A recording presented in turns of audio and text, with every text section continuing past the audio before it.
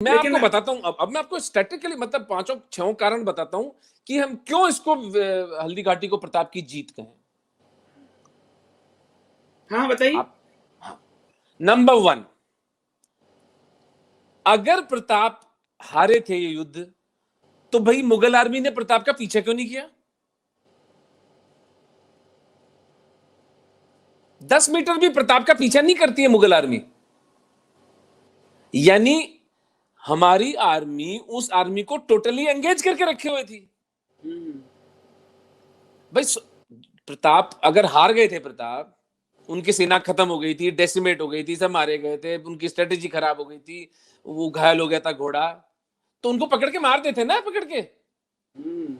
क्या था उनका उनका चेस क्यों नहीं किया उनको मुगल आर्मी ने? क्योंकि मुगल आर्मी खुद इतनी बुरी तरह से बर्बाद हो चुकी थी।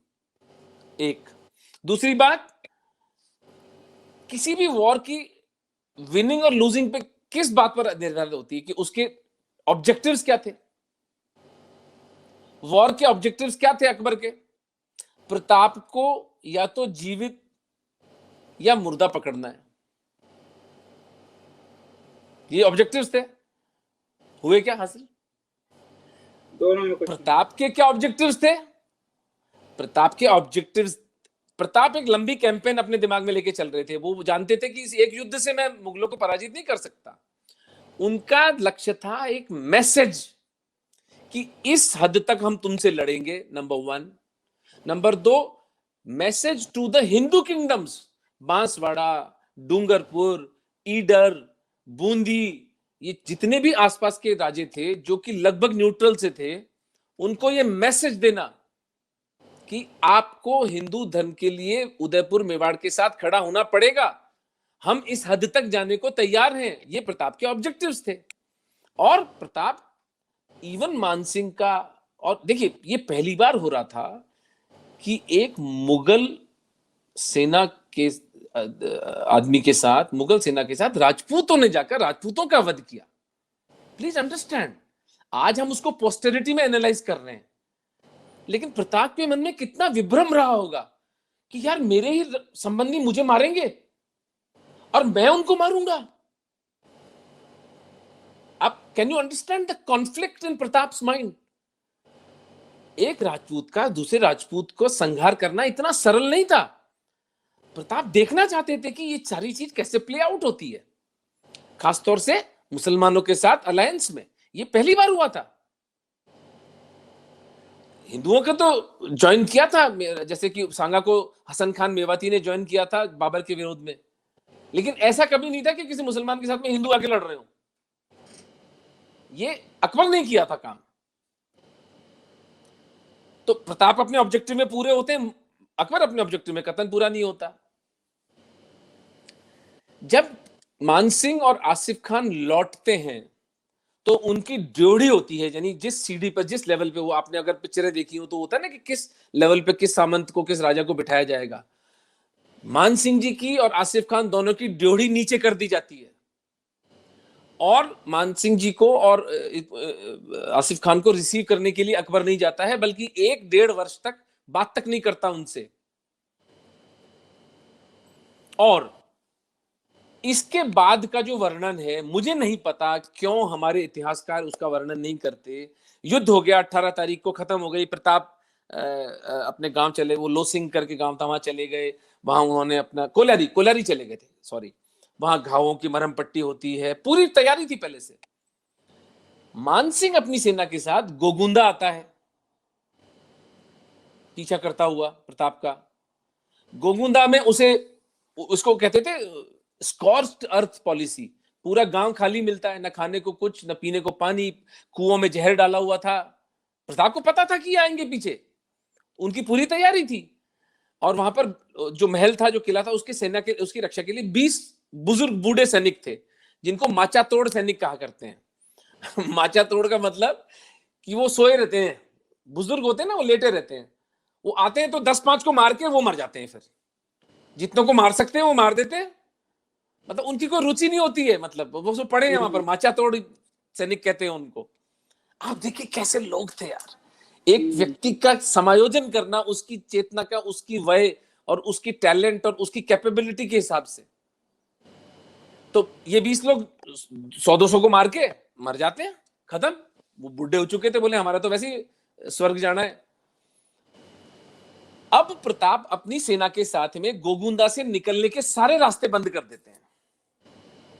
4 महीने तक मानसिंह और आसिफ खान की मुगल सेना वहां कुत्तों की तरह भूखी प्यासी पड़ी रहती है, जिसका वर्णन 20 जगह पर किया गया है। कच्चे आम और अपने घोड़ों का मांस खा के ये लोग जिंदा रहते हैं, और उसमें भी 700-800 सैनिक इनके मारे जाते हैं बीमारियां हो होकर। ये भी रणनीति थी एक तो। ये रणनीति थी भाई, मेवाड़ का फायदा उठाएंगे। मेवाड़ के अरावली पर्वत के अंदर वो तो उनका घर था ना, हमारे घर में आकर के मलेच्छ हमको कैसे पराजित करेगा। वो तो एक एक दर्रा, एक एक पहाड़ी, एक एक पास जो था वो इनके दिमाग में बैठा हुआ था, क्योंकि प्रताप तो बड़े ही भीलों के बीच में हुए थे। भीलों ने इनको सब कुछ बताया था, ये गुफाएं यहाँ पर, यहाँ से ये निकलना है, ये शॉर्टकट है, ये लॉन्ग कट है, ये पेड़ है, इसके पेड़ के अंदर ये खाल है, इसमें छुप सकते हो, इसमें आप हथियार छुपा सकते हो, ये सब होता था बिल्कुल फिल्मी अंदाज में। तो आप सोचें कि 800 सैनिक जितने की हल्दी घाटी में नहीं मरे, उतने तो गोगुंदा में मरवा दिए उन्होंने। और फिर हाथ जोड़े जब उसने, मान सिंह ने कि यार हमें निकलने दो यहां से, तब दया करके प्रताप रास्ता खोलते हैं और जूते मारकर मुगल सेना को रवाना करते हैं। एक भी सोने की एक अंगूठी तक मुगल सेना मेवाड़ की लूट के नहीं ले जा पाई। एक हाथी लेके गई जिसका नाम था राम प्रसाद। वो बड़ा मूल्यवान हाथी था, जबरदस्त हाथी था। वो हाथियों का युद्ध का मैंने पुस्तक में तो अलग वर्णन किया है। रणमदार नाम का मुगलों का हाथी था, और राम प्रसाद हमारा था। एक लूणा करके हाथी था, उसने भी बहुत बहुत बहुत मुगलों का नाश किया। लेकिन राम प्रसाद था, और राम प्रसाद के महावत की हत्या हो जाती है। तो जो मुगलों के हाथियों का सुपरिटेंडेंट था, वो राम प्रसाद पर चढ़कर राम प्रसाद को अपनी तरफ हाँक कर ले जाता है, और राम प्रसाद को as a war gift Pratap को गिफ्ट, एज अकबर को गिफ्ट किया जाता है। वो उसका नाम पीर प्रसाद रखता है, पीर प्रसाद। और 15 दिन में राम प्रसाद भोजन पानी छोड़कर अपना देह त्याग कर देता है अकबर के पास। बताइए, वो हाथी में भी ये देशभक्ति है। वो प्रताप के प्रति इतना प्रेम था उसका, वो सिर्फ प्रताप के हाथ से खाना खाता था राम प्रसाद। जब उसे प्रताप नहीं दिखते हैं तो वो 15 दिन के अंदर वो मर जाता है, खाना पानी छोड़ देता है। तो ये है सर कहानी की। अच्छा, एक जो सबसे इंपॉर्टेंट बात इससे भी, कि 800 सैनिकों को गोगुंदा में मारा गया, उन्होंने 6 गांवों के ताम्रपत्र खोज निकाले, जो कि प्रताप की 18 जून के हल्दी घाटी युद्ध के 6 महीने बाद लोगों को गांवों की जागीरें दी गई हैं। खरसाण करके गांव है, एक ऊंदरी है। यानी आप मुझे बताएं कौन सा हारा हुआ राजा होता है जो कि जागीरें दे रहा है। और देखिए, हिस्टोरियंस तो उनको तो ब्राइब करके कुछ भी लिखवाया जा सकता है, लेकिन राजस्व के रिकॉर्ड झूठे नहीं होते हैं। और जो इनका इरफान हबीब है, वो तो हर जगह हिंदुओं को जब नीचा दिखाना होता है तो वो राजस्व के रिकॉर्ड ही कोट करता है। तो हल्दी घाटी में राजस्व के रिकॉर्ड क्यों नहीं कोट हो रहे भैया?